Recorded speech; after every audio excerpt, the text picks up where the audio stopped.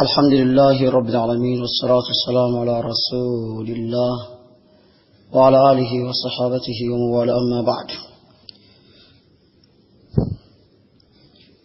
We give thanks to Allah subhanahu wa ta'ala who has given us the opportunity of coming back after taking a little break for Ramadan and Eid. I implore Allah subhanahu wa ta'ala to accept our ibadat, our salat, our zakat, our sadaqah, and all our actions of ibadat to accept it from us. We believe He is able to do that, and we implore Him also to forgive us our shortcomings. Inshallah, on our book Umdatul Ahkaam fi ma'alimi al-halal wal-haram للإمام عبد الغني المقدسي عليه رحمة الله. So we will continue on the book Umdatul Ahkaam. We stopped at Hadith 5, and inshallah today we are going to continue from Hadith 6. الحديث السادس عن أبي هريرة رضي الله عنه أن رسول الله صلى الله عليه وسلم قال: إذا شرب الكلب في إناء أحدكم فليغسله 7، ولمسلم أولاهن بالتراب. وله في حديث عبد الله ابن المغفل أن رسول الله صلى الله عليه وسلم قال: إذا ولغ الكلب في الإناء فاغسلوه 7 وعفروه 8 بالتراب. متفق عليه.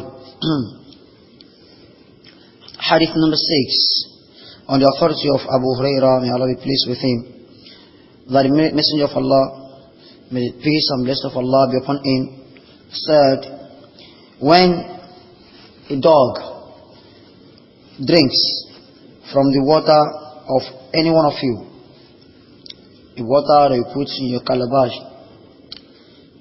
if a dog drinks from it, فَلْيَغْسِلْهُ 7, like you should wash it 7 times.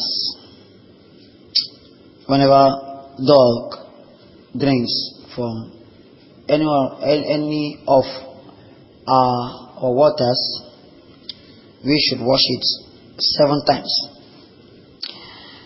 While a Muslim, and the narration of Muslim says, أُولَاهُنَّ بِالتُّرَابِ.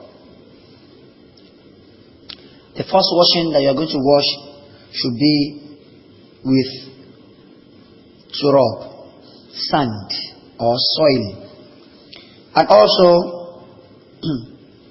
li Muslim, in the version of Muslim, but now from the narration of Abdullah ibn Mughaffal, that the Prophet sallallahu alaihi wasallam said, إِذَا وَلَغَ الْكَلِبُ فِي الْإِنَاءِ, that whenever dogs insert its mouth, most especially its tongue, in a calabash that there's water therein, فَاغْسِلُوهُ 7, that you should wash it 7 times, وَعَفِّرُوهُ 8 بِالتُّرَابِ, and in the 7th time it should be washed with soil. It is agreed upon. It is narrated by Bukhari and Muslim. What is the general meaning of this hadith?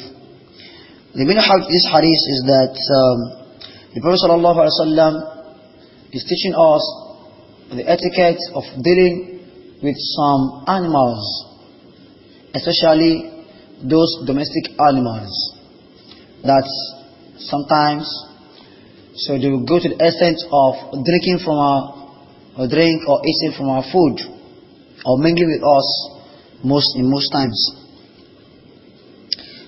Since a dog is one of the dogs, is one of the animals that is somehow, to the Muslims, it is somehow detested. Okay, so because it has lots of, it brings and breeds lots of diseases and gems. That is why Allah subhanahu wa ta'ala, through His Prophet Muhammad sallallahu alaihi wasallam, has ordained us to wash the plates that a dog insert its mouth. We should wash it 7 times. So one of the washing should be mixed with sand. That is the general meaning. However, because some people may, they may think that this is absurd. Why washing, plates with soil? Why washing it 7 times? Just because a dog inserts its tongue or inserts its mouth. Alhamdulillah, the Prophet ﷺ has said this some 1,000 years back, or more than 1,000 years back. So now it's been confirmed by the medical practitioners. They believe that dog has many germs in its mouth. And what causes this?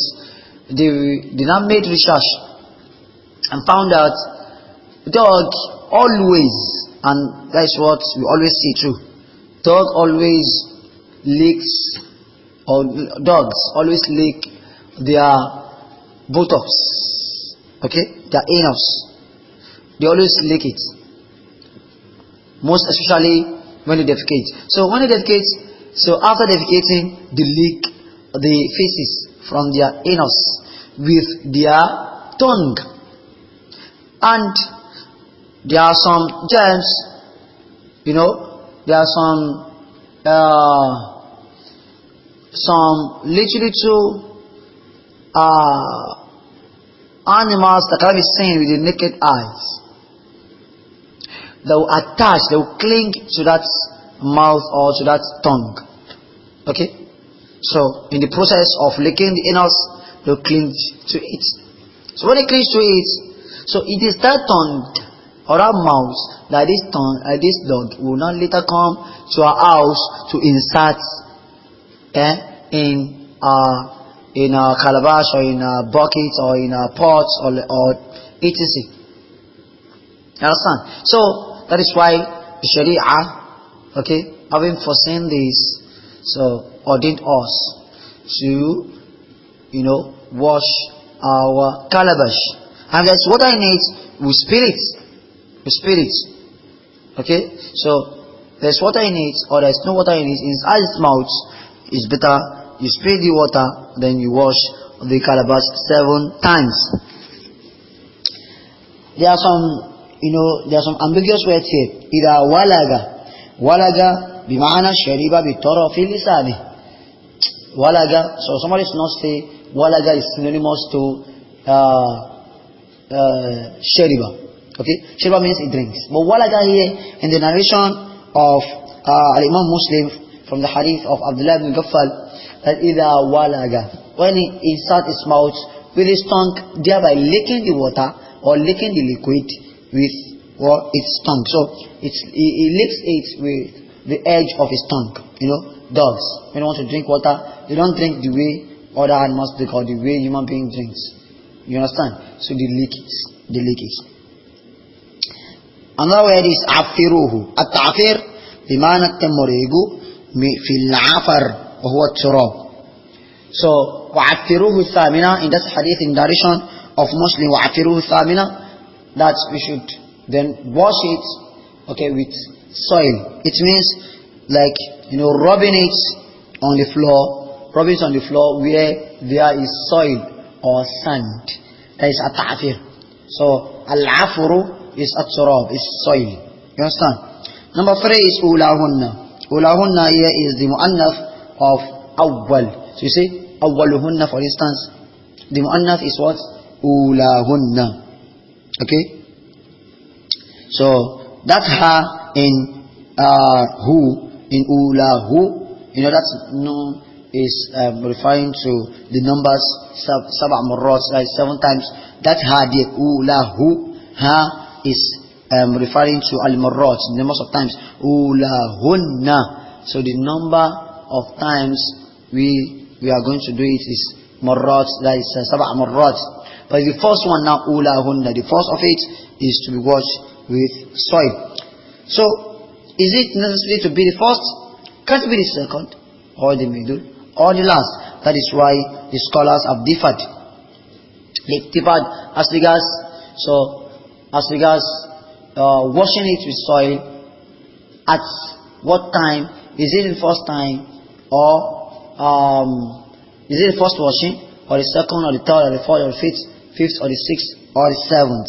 And likewise, they also, have difference of opinions as regards, is it compulsory to wash it 7 times? Okay, now that is why the ulama, our scholars, have they've painstakingly wrote this in their book, especially Imam Sheikh Abdurrahman ibn Abdullah al-Bassam alayhi rahmatullah has given us the rahimahullah rahmatan wasi'ah, has brought the ikhtilaf of the scholars in his book Taysirul Allam Sharh Umdatul Ahkaam. What are those things we will learn from this hadith? Number one is that the Prophet ﷺ is making it emphatic. It's warning us and it's letting us know that dog, especially the tongue of a dog, is what? Is najis. It is impure. Okay? It is impure. And likewise, that if whenever a dog drinks from the calabash or from the pot, and likewise probably when he eats from it, that is going to contaminate the water, and likewise going to make the pot impure. So we need to wash the pot. Number 3 is it is compulsory to wash any metal objects that we have, and we are making use of them, that we should wash it 7 times whenever dog licks it. Number 4, it is compulsory to use soil at least at once. Okay, at least at once. And the doctors also, so they're not verified now that using soil is one of the best means, okay, of purifying objects. Using soil, okay, is one of the best means of purifying things. The Prophet ﷺ said it, Alhamdulillah, that we are Muslims. We use soil whenever there is no water. We use soil for sand ablution, at-tayammum. We use soil also to wash our plates whenever dog licks it. You understand? There are many things we use. In fact, we use soil also to clean our shoes or sandals or slippers. Okay? Whenever probably we want to pray on them. That is sunnah. The Prophet ﷺ commands us, whenever you want to pray, look at the bottom of your shoe or of your sandal. If there is dirt, then you clean it with the soil. You understand? Clean it with the soil. However, can we do away with soil? We say no. Okay? So, we say no. That is why the scholar said, anything that stands, that purifies things, apart from soil, cannot be used. لأنه ليس القصد بالتراب وإنما القصد بالنظافة. Okay? Sorry. So, because there are some people who are of the opinion that we can do away with soil, can use another thing that purifies it. But most scholars said no. Okay? Though that is the opinion of some of the madhahib. Let's quickly, take a look into this.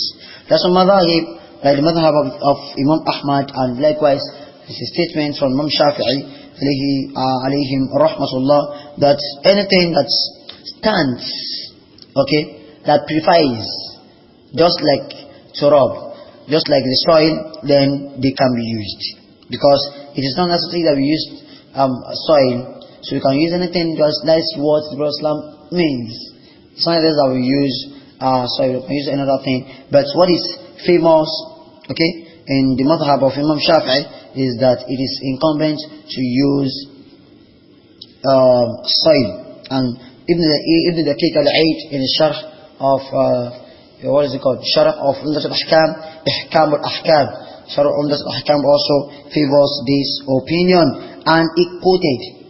Okay, he quoted. He said, "إذا أني المعنى المستنبط إذا عاد على النص بالإبطال فهو مردود." Okay, any deduced or deducted meaning from a particular text. Okay, so whenever it's rendering a correct, a sound text, okay, a sound clear-cut text, whenever a deducted or whenever a deduction, whenever a deduction is rendering a text invalid, okay, it's rendering it invalid, then that deduction is mardud. It's mardud. It has to what? It has to be rejected. You have to reject it because it's now rendering the nas, the textual evidence. It's rendering it invalid. So you have to what? You have to do it. So that's qa'idah. Okay, you hold on to it. المعنى المستنبط إذا عاد على النص بالإبطال فهو مردود.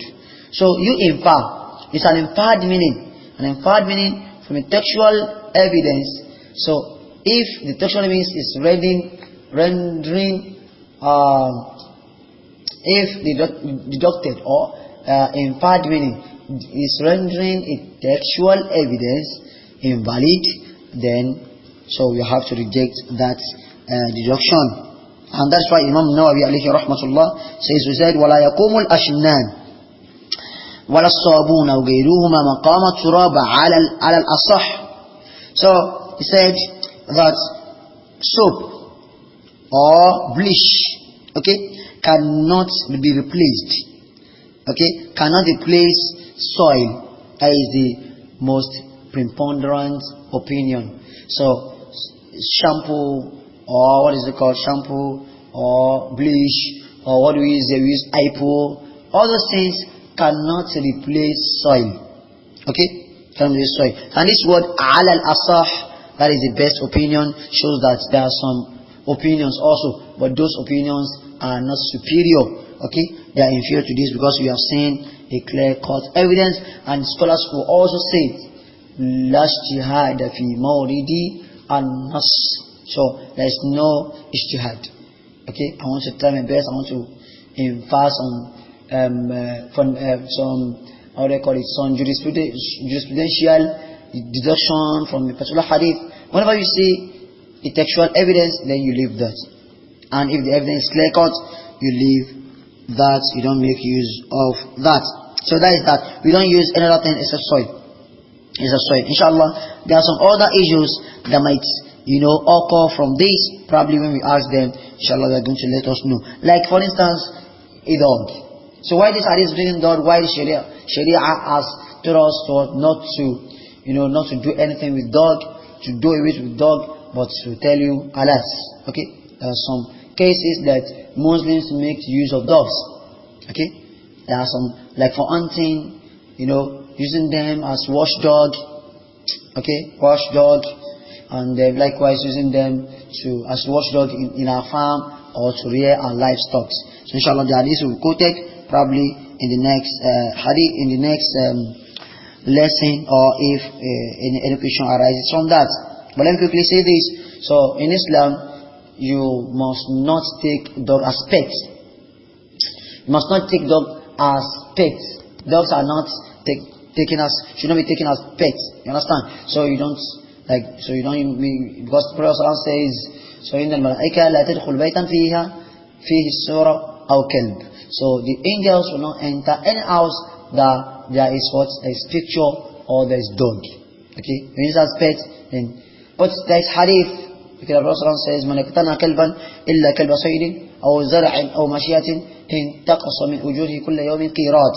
Whoever breeds, takes a dog, taking it as pets, its reward is going to be reduced. It's going to reduce every blessed thing.